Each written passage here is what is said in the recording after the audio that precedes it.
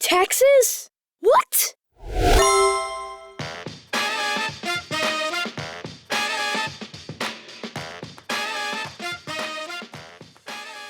There are only two certains in life: death and taxes. Said everyone. As I'm told, it's a pretty old joke. What are taxes? Who pays them? Why are there so many W forms involved? And why do we pay taxes?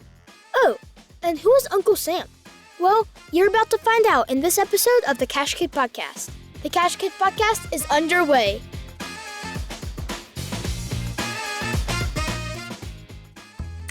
So, you got some cash, maybe from an allowance, or that money your grandma gave you for your 7th birthday. Here you go, sweetie. Woohoo! Thanks, Grandma! Whatever it is, what are you gonna do with it? Spend it, hide it away, or maybe invest it? Let's start learning how to make that money grow. Time to learn how to be a cash kid.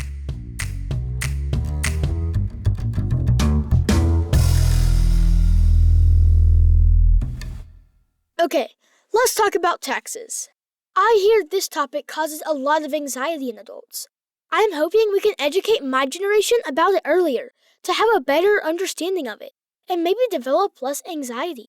Joining us today is Joe Profit with Dark Horse CPAs. Mr. Profit, welcome to the show.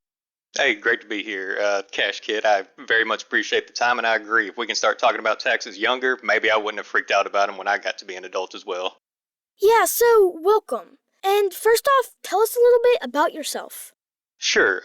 I'm a CPA based out of Little Rock, Arkansas. I work with clients all over the country, from small business owners to just individuals that don't necessarily own a business but need help with their tax planning and filing.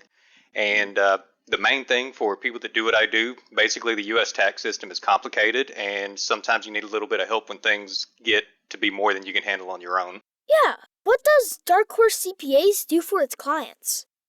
Great question. So Dark Horse specializes in serving small business owners. Specifically, we provide tax and accounting services ranging from basic bookkeeping to what we refer to as CFO engagements. We essentially help business owners compile their financial information and put it into a format that allows them to know what kind or where they're at financially, help them with projections as needed, or on the side of the tax work, we do compliance work with the basic business tax filings, or just essentially try to help make sense of the really complicated tax structure we have here in the U.S. All right, let's talk about taxes. Mr. Profit, we'll start simple. What is the basic reason why we pay taxes? Great question again. So taxes provide money to the government so that they can provide services for we the people. In an ideal world, taxes provide a range of services, whether it be assistance for individuals needing a little bit more help, provides money for constructed roadways. Essentially, taxes are the way the government gets money from its citizens so that it can continue to function as the government. What all do we pay taxes on? Pretty much anything that you're going to spend. Anytime you spend money or receive money, you're probably going to be subject to some sort of tax. So you got sales tax on groceries, cars. You have various tax for major purchases like a home purchase. You pay property taxes, or when you do own various pieces of personal property. So the major categories of taxes across the U.S. are going to be your income tax, your property taxes, and your sales, or what we refer to as excise taxes. And the sales and excise is based on things that you actually go out to purchase and are based on usage that way. In episode 1 of season 2, a financial teacher at a local high school said that a lot of his students were shocked when they got their first paycheck to see how much they paid in taxes, leaving them with a lot less than they thought they were going to be able to take home. Can we break down the different taxes and what we pay for and why we pay for them out of our paycheck? Absolutely. And I remember it hurt my feelings the first paycheck I got when I was a kid, seeing how much they hold out. And so when you receive anyone that goes out and works for an employer and receives a paycheck, they're going to have your federal income tax withholding, state where it actually occurs, depending on where you live. And then you're going to have additional taxes that we refer to as FICA. And what FICA is, that's FICA, is the Social Security and Medicare tax withholdings. Now, The federal and state can vary, but FICA is based on set percentages, and it goes into the Social Security system and the larger Medicare system. It essentially helps provide Social Security income and Medicare coverage for the elderly and people that are in that retirement phase. Okay, we pay taxes buying everyday things and in our paychecks. So, why do we have to file our taxes every year in April? I ask myself that same question all the time. Now, if you have a straightforward tax situation, say you receive a W-2, you just work one job, you receive a W-2, then a lot of the time, the way tax withholding works, it's an estimate of what your actual tax is going to be for the year, because we don't all pay a flat tax based on the income that we have. So throughout the year, the withholdings from our checks for the income tax piece is a guess at what our year-end income is going to be and what tax bracket we go in.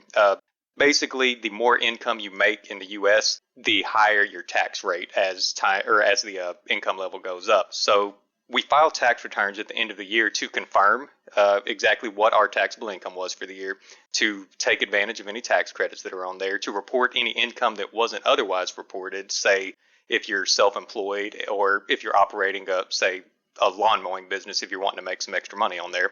And it's where we get to either true up to pay in what we owe additionally to the IRS, or request a refund if we overpaid throughout the year, the point at which we get even with the IRS or the state that we're filing in. And maybe, Mr. Profit, if you can just explain quickly what's a W-2?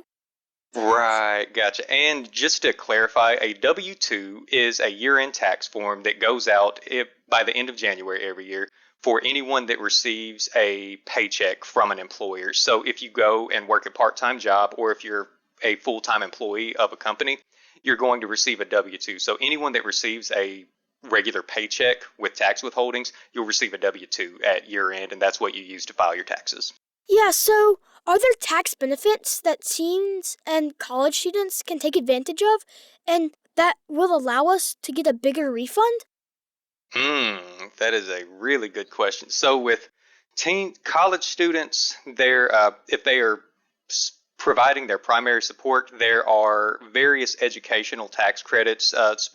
Two specific ones to pay attention to are the American Opportunity Tax Credit and the Lifetime Learner Tax Credit. And whether they apply for those on their individual return if they file and support themselves, or if they're still being supported by their parents and listed as a dependent there, that's a great resource for those people as well, whether they're still on their parents' taxes or if they're independent and filing on their own. For teenagers, the majority of the time, the best thing for teens is to just make sure that you have sufficient withholding. The standard deduction when you're a dependent is lower than if you're an adult earning the same wages. But most of the time, what I see with kids that are working at part-time jobs, you'll usually have good withholding that you end up getting a refund. So honestly, the best thing to do is just make sure that you fill out. Actually, we need to take a step back for a moment. Whenever you first go to work for an employer, you're going to fill out a W-4. A W-4, I know I'm talking about a lot of W forms, is something that whenever you go to work for an employer, they're going to hand this to you and expect you to know how to fill it out. And what it tells them is how much to withhold on your taxes. And for the vast majority of teens that are out there working a job, you're going to want to put single and zero on this W-4 form, because that makes sure that you have the most held out of your check that you can. And really, that's the main trick to it, is just making sure that you have sufficient withholding.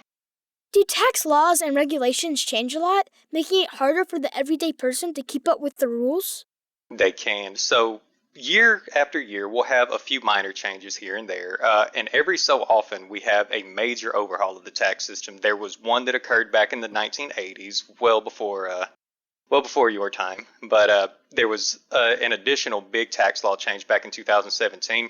Most of the time, it's pretty business as usual, other than specific changes with various different tax pieces. And that's where people like me come in, because my career is based on staying up to date on any tax law changes. And that's why the accounting profession exists in the first place, at least from public, to help people keep up with tax law changes and make sure they're taking advantage of everything that is allowed to them. What advice can you give your clients when dealing with taxes? Preparedness. proactive planning is the best, is one of the best resources that you have. Just finding an accountant that you feel comfortable communicating with, and having an issue that I see often working for various clients is that they come through, we file their tax return, but there's not very much we can do once we're outside of the year. So honestly, just proactive planning during the year is one of the best advantage that anyone can take when it comes to tax compliance, making sure that you don't pay more than you actually are required to pay in your taxes. Yeah, I don't want to pay more than required for sure. Is there anything we haven't asked you that you would like to share with our audience? Something to bear in mind whenever, for your audience, I mean, anyone listening here is going to have a more entrepreneurial spirit, and I admire that very much, especially at such a young age. I will say that there's a difference in going to work, the way you're paid and the way you pay taxes when you receive a paycheck, meaning that you'll get a W-2 at the end of the year. Your taxes are withheld from your check during the year. Now, if you go out and are operating as an independent business, basically like a small business owner would, where you're not receiving a paycheck, then you may have to make tax payments throughout the year on your own. And if you get to that point, then definitely you'll want to either reach out to your parent or guardian, someone that's at least got access to the resources that you'll need, or potentially even reach out to an accountant just in order to get a little bit of additional information, because there's one specific tax when you're self-employed. It's called self-employment tax, and it can be a big, nasty surprise for people when you go from receiving a paycheck to working for yourself. And so that would just be one of the main pieces, I say, for anyone that's wanting to strike out into business on their own. I was going to say, is an example, like, let's say a kid runs a lawn mowing business. Would they need to keep a book of their expenses and jobs? So you'll need to keep track of the income that you're receiving from your various customers, and you'll also especially want to keep track of any expenses that you have. So we're talking gas purchases, any additional equipment that you buy, any repairs that you have to pay for, because these are the things that reduce what your taxable income is. If, let's say, a child let's call it business owner, call it what it is, they make $10,000 in a year, and that's their gross revenue, what they received from their customers.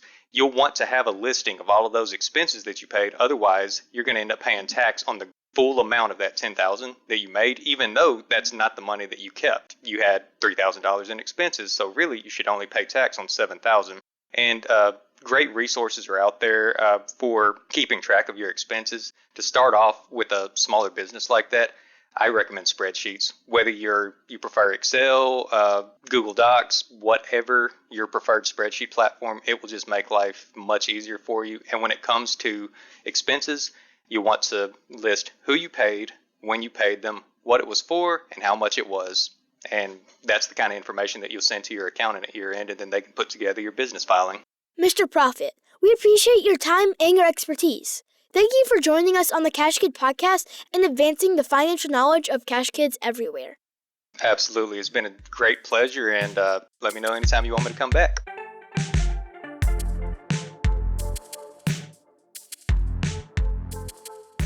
Now, back to the question on who is Uncle Sam. Have you heard this before? Uncle Sam looks like an older man with white hair and a beard and a top hat, pointing at you. Just Google it, Cash Kids. It's a personification of the United States of America, or more specifically, the Internal Revenue Service, IRS. During the War of 1812, the United States Army received supplies from a variety of organizations and individuals, one of which was Samuel Wilson, a meatpacker from Troy, New York. He labeled his barrels of beef with U.S. to indicate U.S. government property, but soldiers referred to the U.S. as Uncle Sam. So, when you hear someone say, Uncle Sam is going to get you eventually, they very well could be talking about tax season and how the government, or Uncle Sam, will get those tax dollars from you one way or another. Wow, I learned so much from Grant. It's great to have experts like him to help us understand terms like this. Cash Kids, we have more terms, discussions, and skills to learn. Thank you for tuning in to this week's episode. If you have a question, please reach out to me at cashkidpodcast@gmail.com, and I'll answer it in a future episode. You can also reach out to us via our website at cashkidpodcast.com. Follow us on Instagram and wherever you are listening. Leave a review, We need your help reaching a larger audience and building the financial skills of the next generation. Cash Kid, out.